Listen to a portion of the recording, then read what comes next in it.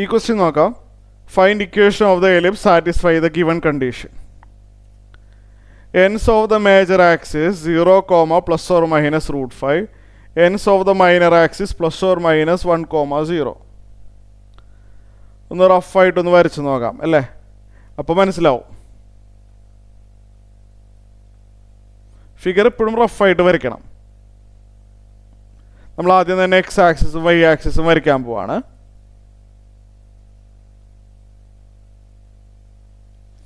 വരച്ചു. ഇത് X axis, ഇത് വൈ ആക്സിസ്.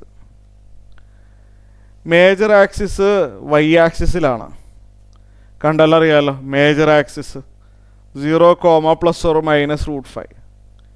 ഇപ്പോൾ മേജർ ആക്സിസ് ഒരു എൻഡ് 0, root 5ഉം മറ്റേ എൻഡ് 0, minus root 5 ആണ്. അതാണ് മേജർ.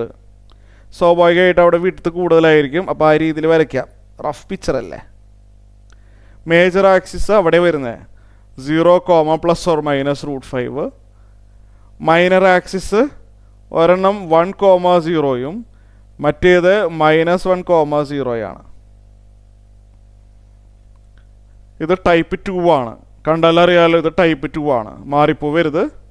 ടൈപ്പ് 2 ആയതുകൊണ്ട് ഇതിൻ്റെ ഇക്വേഷൻ വരുന്നത് x²/b² + y²/a². മാറിപ്പോവരുത്. ഇത് ടൈപ്പ് 2 ആയതുകൊണ്ട് x²/b² + y²/a² = 1 ആണ്. എയും ബിയും മാറിപ്പോവരുത്. എ എന്ന് പറഞ്ഞു കഴിഞ്ഞാൽ ആ വിഡ്ത്ത് കൂടുതലുള്ള പോർഷനില്ലേ, ഇത് ഒറിജിനിൽ നിന്ന് കേട്ടോ, ഒറിജിനിൽ നിന്ന് വിഡ്ത്ത് കൂടുതലുള്ള പോർഷനില്ലേ, അതാണ് എ എന്ന് പറയുന്ന ആൾ. എ എന്താണെന്ന് നോക്കിയേ, √5. ഒറിജിനിൽ നിന്ന് എൻഡ് വരെ, വിഡ്ത്ത് കൂടുതലുള്ള പോർഷൻ്റെ എൻഡ് വരെ, അതാണ് എ. ബി എന്ന് പറഞ്ഞു കഴിഞ്ഞാൽ ഒറിജിനിൽ നിന്ന് ആ വിഡ്ത്ത് കുറവുള്ള പോർഷൻ വരെയുള്ള ഡിസ്റ്റൻസ്, അതാണ് ബി. അത് 1 ആണ്. ക്ലിയർ ആയല്ലോ. എ എന്ന് പറഞ്ഞു കഴിഞ്ഞാൽ ഒറിജിനിൽ നിന്ന് ആ വിഡ്ത്ത് കൂടുതലുള്ള പോർഷൻ്റെ എൻഡ് പോയിൻ്റ് √5. ബി എന്ന് പറഞ്ഞാൽ ഒറിജിനിൽ നിന്ന് വിഡ്ത്ത് കുറവുള്ള പോർഷൻ്റെ എൻഡ് പോയിൻ്റ് വരെയുള്ള ഡിസ്റ്റൻസ്, അത് 1 ആണെന്ന് കണ്ടാൽ അറിയാം.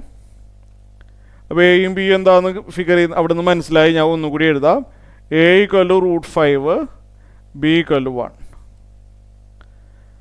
അപ്പോൾ a² 5ഉം b² 1 ആവും. x²/b² എന്നല്ലേ വരുന്നത്. x²/1 + y²/a², 5 = 1. ഇതാണ് എലിപ്സ്.